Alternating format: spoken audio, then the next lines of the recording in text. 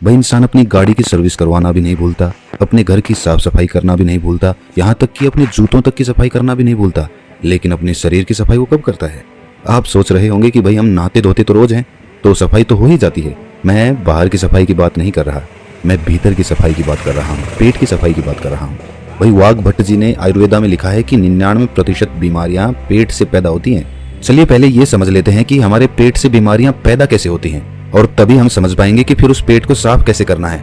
आपको ऐसे बहुत सारे लोग दिखेंगे जो अपनी बीमारियों के कारण दुखी रहते हैं, डॉक्टरों के पास घूमते रहते हैं, किसी वैद्य के पास जाते रहते हैं, और फिर उनका जीवन दवाइयों के सहारे चलने लगता है। और ये भी हकीकत है कि उन दवाइयों से उन्हें कुछ देर के लिए तो आराम हो जाता है, लेकिन उस बीमारी की जड़ कभी नहीं जाती, और जैसे ही वो दवाई लेना छोड़ते हैं तो दर्द फिर से उनको परेशान करने लग जाता है। भाई कितने ही लोग आपने देखे होंगे, और वास्तविकता में तो आपके परिवार में भी ऐसे लोग होंगे। किसी के हाथ में दर्द होता है, किसी के घुटनों में दर्द होता है, किसी के पैर में दर्द होता है, और किसी के डायबिटीज है, किसी का लीवर खराब है, किसी को पथरी है। लेकिन समझने की बात यह है कि जिस तरह एक बीज से एक पेड़ बनता है, उसी तरह हमारे पेट में जमा गंदगी से ही इन सारी बीमारियों का जन्म होता है। भाई ये तो हम सभी जानते हैं कि फलों और कच्ची सब्जियों को पचने में तकरीबन 2 से 3 घंटे लगते हैं। वहीं पर अगर हम अनाज की बात करें, जैसे गेहूं या फिर कोई और अनाज, तो उसको पचने में 5 से 6 घंटे लगते हैं। लेकिन अगर हम बात करें मांस या मछली या फिर नॉन वेज की, तो उसको पचने में 15 से 20 घंटे लग जाते हैं। अब जो हम खाते हैं वो किस तरह गंदगी के रूप में हमारे शरीर में जमा हो जाता है, ये बड़े ध्यान से समझना। ये समझोगे तभी ये समझ पाओगे कि उस गंदगी को बाहर कैसे निकालना है। इसे मैं आपको आसान तरीके से एक उदाहरण के माध्यम से समझाता हूँ। मान लीजिए कि आप अपनी गाड़ी लेकर अपने घर से जाते हैं। रास्ते में गाड़ी सड़क पर चलती है, और कुछ दूर सड़क पर चलने के बाद सामने कीचड़ आ जाता है। अब जब कीचड़ में से गाड़ी होकर निकलेगी तो उसके टायर पे भी कीचड़ लगेगा, उसका टायर गंदा होगा। अब वो कीचड़ कुछ दूर बाद खत्म हो गया और आप फिर से सड़क पर आ गए। अब फिर से जब गाड़ी सड़क पर चलने लगेगी तो हो सकता है उसका कीचड़ हट जाए, लेकिन वो कीचड़ पूरी तरह से साफ नहीं होता, वो ऊपर ऊपर से साफ हो जाएगा। आप किसी चीज से साफ करेंगे तो भी वो ऊपर से ही साफ होगा, क्योंकि टायर पर जब हम देखते हैं तो उसमें लेयर्स बनी होती हैं, उसमें एक स्पेस बना होता है, एक जगह बनी होती है, और उसमें मिट्टी फंसी रहती है, कीचड़ भी उसी में फंसा रहता है। तो ऊपर से साफ करने पर वो ऊपर ऊपर से साफ होता है। उस टायर को पूरी तरह से साफ करने के लिए आपको तेज प्रेशर से उस पर पानी डालना होगा, तब उस बीच वाले स्पेस से वो मिट्टी निकल कर बाहर आएगी। लेकिन अगर हम हाई प्रेशर से उस पर पानी नहीं मारते हैं तो वो मिट्टी सालों सालों तक उसमें फंसी रहती है और टायर यूं ही चलता रहता है। उसी तरह जब हम कोई खाना खाते हैं तो पहले तो वो खाना हमारे मुंह में आता है, मुंह में हम उसे चबाते हैं, फिर वो हमारे पेट में पहुंचता है, जहां पर हमारी इंटेस्टाइन उसमें से रस लेती है, उसमें से जो भी न्यूट्रिशंस होते हैं उन्हें खींच लेती है, और उसके बाद उसे स्मॉल इंटेस्टाइन में भेज देती है, जहां से वो अपने रास्ते से बाहर आ जाता है। लेकिन हर प्रकार के खाने को पचने में अलग अलग समय लगता है, ये तो हमने सीख लिया, अभी पीछे बताया था। तो इससे पहले कि वो खाना पच पाता, हमारी इंटेस्टाइन उसमें से जरूरी न्यूट्रिएंट्स निकाल पाती, उससे पहले ही हम कुछ और खा लेते हैं। अब वो भी तो जाएगा, अब वो खाना जो हमने अभी खाया है वो भी इसी रास्ते से वहीं पर पहुंचेगा। तो अब जो खाना पहले से हमारे पेट में पड़ा हुआ है, जो पूरी तरह से हजम भी नहीं हुआ है, डाइजेस्ट नहीं हुआ है, वो अभी उस पर प्रेशर लगेगा। किसका? जो खाना हमने अभी खाया है उसका, क्योंकि वो भी तो उसी रास्ते से आगे जाने वाला है, और आगे तो जाम लगा पड़ा है। तो ये खाना उसको धक्का मारेगा और वो पुराना खाना बिना पूरी तरह से डाइजेस्ट हुए आगे निकल जाएगा। लेकिन जब ये हाफ डाइजेस्टेड खाना बिना पूरी तरह से हजम हुए आगे बढ़ जाता है तो ये पीछे छोड़ जाता है बैक्टीरियाज के भंडार। बहुत सारे बैक्टीरियाज होते हैं जो पीछे छूट जाते हैं, और ये बैक्टीरियाज हमारे इंटेस्टाइन से, यानी कि हमारे पेट की, हमारे स्टमक की जो इनर वॉल्स होती हैं उनसे चिपक जाते हैं, चिपट जाते हैं। उसी तरह जैसे वो कीचड़ उस गाड़ी के पहिए पर लगा था, ठीक उसी प्रकार अब हमारी इंटेस्टाइन तो खाने से न्यूट्रिशंस खींचने के लिए बनी है। तो जब हमारी इंटेस्टाइन खाने से न्यूट्रिशंस खींचती है और शरीर के दूसरे अंगों में उन्हें पहुंचाती है, तो उन न्यूट्रिशंस के साथ ये बैक्टीरियाज जो पहले से ही हमारे इंटेस्टाइन से चिपके हुए थे, ये भी खून के साथ अलग अलग अंगों में पहुंच जाते हैं। जब ये बैक्टीरिया वाला खून हमारे शरीर के अलग अलग अंगों पर पहुंचता है तो अलग अलग प्रकार की बीमारी पैदा होती है। जैसे जब ये लीवर में पहुंचेगा तो वहां पर पथरी बनने के चांसेस रहेंगे, जब ये दिल के पास पहुंचेगा तो दिल का दौरा पड़ने के चांसेस रहेंगे, और जब ये मस्तिष्क में पहुंचेगा तो ये दिमाग की बीमारी पैदा कर देगा। और इसी प्रकार जहां भी ये पहुंचेगा, जोड़ों में पहुंचेगा तो जोड़ों का दर्द पैदा करेगा। तो इसीलिए समय समय पर हमें अपने पेट की सफाई करते रहना चाहिए, ताकि हमारे इंटेस्टाइन में वो बैक्टीरिया जमा ना होने पाए। चलिए मैं आपसे पूछता हूँ कि घर की सफाई करने के लिए सबसे पहला स्टेप क्या होता है? भाई कॉमन सेंस की बात है कि अगर हमें अपने कमरे की सफाई करनी है तो हमें कमरे को खाली करना होगा, अगर फर्श साफ करनी है तो फर्नीचर को बाहर निकालना पड़ेगा। उसी तरह से हमें भी अपने पेट की सफाई करने के लिए ऐसे ही शुरुआत करनी चाहिए। अगर हम अपनी पूरी बॉडी को डिटॉक्स करना चाहते हैं तो सबसे पहले तो हमें अपने पेट को साफ करना होगा, जहाँ से सारी बॉडी में बैक्टीरिया सप्लाई हो रहे हैं। तो इसका सबसे अच्छा, सबसे पहला और सबसे आसान तरीका है व्रत करना, फास्टिंग करना चालू करिए। फास्टिंग करने से हमारा पेट खाली होगा, और जब हमारा पेट खाली होगा तभी तो हम उसकी सफाई कर पाएंगे। अब देखिए, फास्टिंग करना कुछ लोगों को बहुत डिफिकल्ट लगता है, बहुत कठिन भी होता भी है। जो लोग फास्टिंग कर सकते हैं वो फास्टिंग करें, हफ्ते में किसी दिन कर लें या महीने में कर लें। और फास्टिंग करें तो पानी, जूस या फिर कोई फल इत्यादि ही खाएं, क्योंकि तभी तो फास्टिंग होगी। और जिन लोगों को ये कठिन लगता है कि भाई वो भूखे नहीं रह सकते, फलों से उनका पेट नहीं भरता है, तो ऐसे लोग हल्का खाना खा सकते हैं, जैसे खिचड़ी खा ली।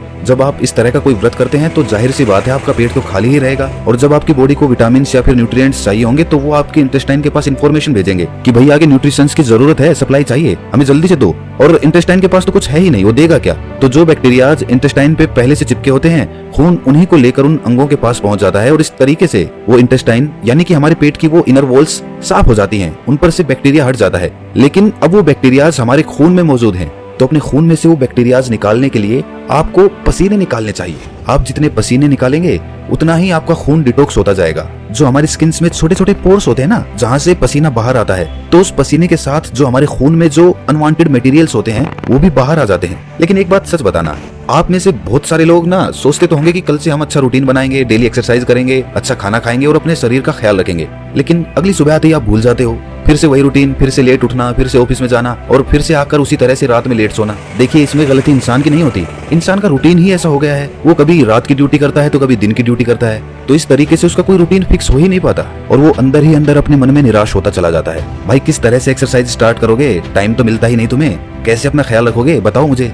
तो दोस्त, इसके लिए विकल्प होते हैं। अगर तुम ध्यान से सोचोगे, दिमाग लगाओगे तो तुम्हें ऐसे तरीके मिल जाएंगे। भाई इसके लिए हमें जापान के लोगों से सीखना चाहिए। जापान के लोगों का भी शेड्यूल इसी तरह बिजी रहता है, उन्हें टाइम मिल ही नहीं पाता कि वो एक्सरसाइज करें। उस देश में भी ज्यादातर लोगों को टाइम मिल ही नहीं पाता कि वो एक्सरसाइज कर लें, इसीलिए वो अपने पास एक साइकिल रखते हैं। कहीं जाना हो इधर उधर, छोटी मोटी जगहों पे, ज्यादा दूर नहीं जाना हो, वहाँ पर वो अपनी साइकिल का इस्तेमाल करते हैं, वरना तो पब्लिक ट्रांसपोर्ट में या फिर खुद की कार से ट्रैवल करते हैं। ज्यादा दूर नहीं, लेकिन छोटी जगहों पे कुछ दूर जाने के लिए वहाँ तो हम साइकिल का इस्तेमाल कर सकते हैं। इससे हमारी थाइज में जो पेल्विक मसल्स होती है ना, उन पे बहुत अच्छा काम होता है। साथ में हमारा पसीना भी निकलता है, तो उससे हमारी बॉडी भी डिटॉक्स हो जाती है और इसके साथ ही कोई पोल्यूशन भी नहीं होता, प्रदूषण से भी हम बचे रह जाते हैं। अगर साइकिलिंग करने में इंटरेस्टेड नहीं हो तो फिर डांस कर लो या फिर रनिंग कर लो, जिस तरीके से भी हो, बस अपने शरीर से पसीना निकालो ताकि आपके जो पोर्स है ना स्किन के, वो एकदम क्लियर हो जाए। होता है उनको जल्दी पकाने के लिए या फिर उन पर कोई रोग ना लग जाए, इसलिए उन पर दवाइयों का छिड़काव किया जाता है। और जब हम उन फल और सब्जियों को खाते हैं तो वो पेस्टिसाइड्स हमारे अंदर, हमारी बॉडी में एंटर कर जाते हैं। तो उन पेस्टिसाइड्स की वजह से हमारे अंदर बहुत सारे बैक्टीरियाज पैदा होते हैं, जिनसे बहुत सारी बीमारियां पैदा होती है। और सबसे बड़ी बीमारी जो उससे पैदा होती है वो होती है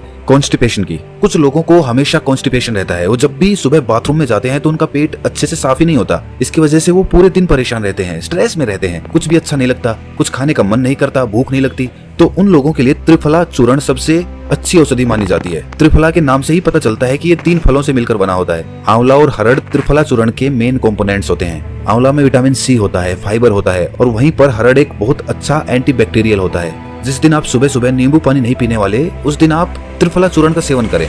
1 छोटी चम्मच अच्छे से गुनगुने पानी में मिलाकर पी जाओ, उसके बाद देखना क्या कमाल होता है। खाना अच्छे से डाइजेस्ट होगा, सुबह पेट इतने अच्छे से खाली होगा कि पूरा दिन हल्का हल्का महसूस करोगे। और इसे भी रोज लेने की जरूरत नहीं है।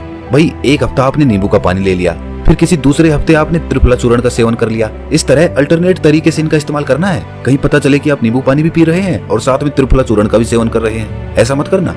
अच्छा, एक राज की बात बताता हूँ, जो लोग अल्कोहल ज्यादा पीते हैं ना, उसकी वजह से उनकी बॉडी में एसिडिटी बढ़ जाती है। तो ये जो त्रिफला चूर्ण है, ये उस अल्कोहल के इफेक्ट को भी बहुत कम कर देता है। अच्छा देखिए, अगर आप पहले से कोई और दवाई ले रहे हैं तो त्रिफला चूर्ण को अवॉइड करना या फिर अपने डॉक्टर से कंसल्ट करके तभी लेना। अच्छा, एक और बहुत अच्छा तरीका होता है बॉडी को डिटॉक्स करने का, और वो है कि खाने से पहले फ्रूट्स या फिर सैलेड खा लो अच्छे से पेट भर के। उससे क्या होता है कि फलों में और सलाद में ना फाइबर होते हैं बहुत अच्छी मात्रा में। जब वो फाइबर हमारी बॉडी में पहुंचते हैं तो वो ल्यूब्रिकेशन पैदा करते हैं, जिस ल्यूब्रिकेशन की वजह से जो हम खाना खाते हैं वो कहीं पर अटकता नहीं है, वो आसानी से नीचे चला जाता है। और खाना कभी भी पूरा पेट भर के मत खाना, खाना हमेशा 80% के लगभग ही खाना चाहिए, 20% जगह पेट में खाली रहनी चाहिए। ये सारे तरीके आपकी बॉडी को पूरी तरह से डिटॉक्स कर देंगे। इनमें से कुछ तरीके थोड़े आसान हैं तो कुछ तरीके थोड़े कठिन हैं। आप अपनी सुविधा के अनुसार कोई भी तरीका अपना सकते हैं, लेकिन ये सारे तरीके बॉडी को डिटॉक्स करने के लिए हैं। माइंड को डिटॉक्स करने के लिए कुछ अलग तरीके होते हैं। अगर इस वीडियो में हम डिस्कस करेंगे तो ये वीडियो बहुत लंबी हो जाएगी, लेकिन आप ये जान लीजिए कि जितना जरूरी बॉडी को डिटॉक्स करना है, उससे कहीं ज्यादा जरूरी माइंड को डिटॉक्स डिटॉक्स करना होता है, क्योंकि हमारे माइंड में ना बहुत सारा स्ट्रेस है, बहुत एंजाइटी है, बहुत सारी डर है, फियर है,